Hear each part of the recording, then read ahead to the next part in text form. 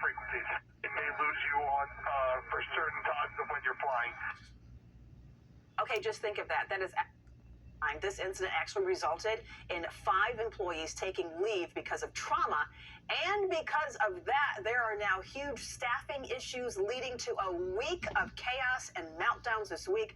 And as of right now, we have word that traffic is slow in and out of the airport to deal with those staffing issues, with the equipment issues. There is also massive delays, cancellations. You're looking at the boards right now for people who are trying to get in and out of that area to other places across the country. Let's bring in correspondent Bryn Gingras. She is live at the Newark Airport right now. So, Bryn, update us on what the situation is right now with delays, cancellations at this hour.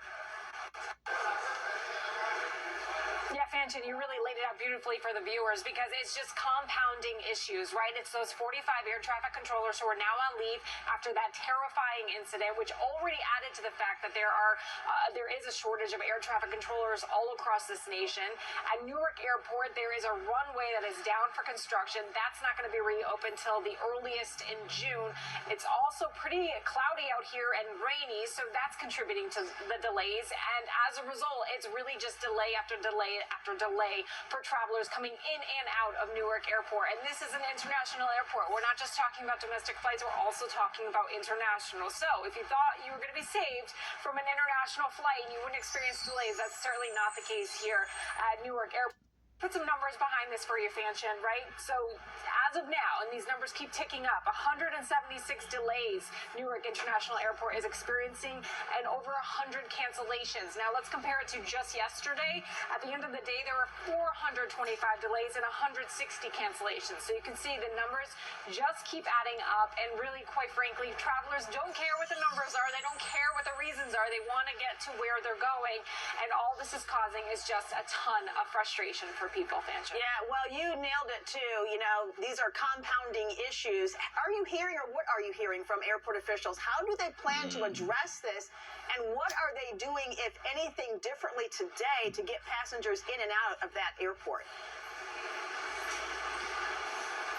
Yeah, it feels like it's a bit of a waiting game right now as far as what they can do, right? We already know there is a shortage of air traffic controllers. Again, with those people taking leave, that's not helping the situation. Now, Transportation Secretary Sean Duffy did say he does have a plan to help upgrade the infrastructure issues that we're experiencing, or they are experiencing inside these air traffic controls. He's expected to unveil a plan on Thursday, but of course that is going to take time.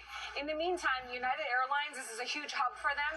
They have already ahead of time every single day canceled 35 flights at least per day to prepare for the air traffic control. Now, again, it's so important to note, though, this is so frustrating for people who are trying to fly in and out of here, but the purpose is to just slow down the traffic so they can handle the volume of flights and so passengers do get to where they need to be safely.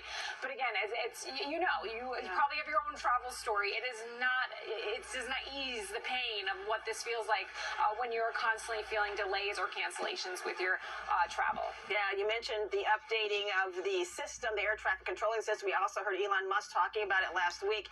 He's got a team in there. They're working to update that air traffic control, the computer system, which he says dates back decades. It's so out of date. So we know that's happening as well. Yeah. I'm wondering, Bryn, have you been able to talk to any of the people there? What are they doing? Because I know, we all know, when you get delayed, you can't get out, you have overnight stays, you're trying to rebook airlines. Are the airlines helping? Are they doing what they can? Are people having to find hotels? I mean, what are people dealing with on the ground? Have you been able to ask anyone about that?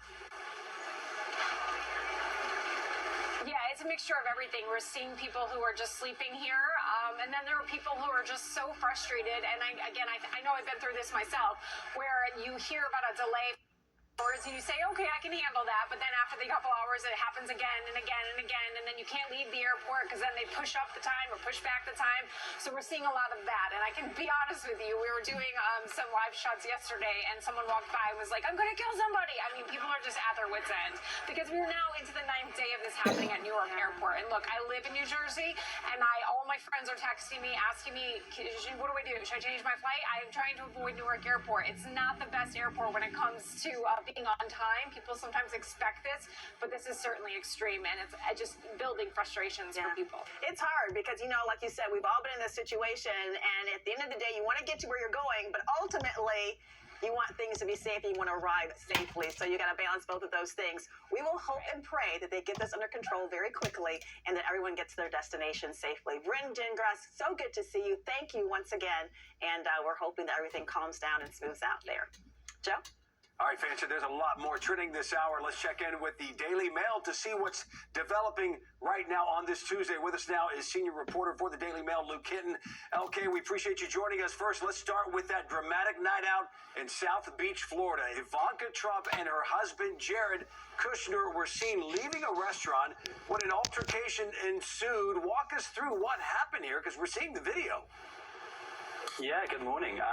It's a fairly frightening encounter unfolded over the weekend as the former first daughter and her husband Jared left Carbone Beach in South Beach, Miami, in South Beach, Florida, sorry. In the clip, we can see an unidentified man in a black T-shirt holding what appears to be a manila envelope, and he walks alongside Ivanka and Jared. And we don't know what was said, and we don't know what was in that envelope, but what we do know is what happened next, and that's, we can see the individual try and shrug off one of Ivanka's Secret Service agents just there, and the agent responds by turning around and forcefully shoving him away, knocking him out of frame. Now, some of the bystanders were actually heard screaming during that very brief skirmish, which prompted Ivanka to turn around to assess the source of that commotion. The Secret Service told us in a statement that that individual was pushed for breaching a safety barrier that they'd established, but no further action was taken against him. All right, pivoting now, here's a question a lot of people are asking, Luke. Is Justin Bieber okay? His recent Instagram posts have sparked a tidal wave of concern for his health and drug use. What is going on? I say recent, but let's go back 3 or 4 months ago. Yeah, it feels like this has been almost a constant at the moment, concerns and questions about his behavior, about his health, about his mental state. So the latest controversy was sparked over the weekend after Justin uploaded a couple of pictures to Instagram from a recent recording session he'd been doing in the mountains. And in one of those photos, Justin's seen taking a hit a bong, and in a second image he's shown standing next to a bong. The conversation online has centered around speculation that perhaps Justin has a negative relationship with drugs.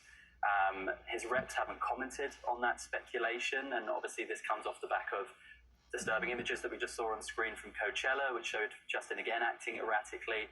There's been other instances of this over the last few months, and again, his reps haven't really been drawn into the speculation, but they had previously said, I think back in February, the first time this came up this year, that any insinuations that Justin has a drug problem are exhausting and pitiful.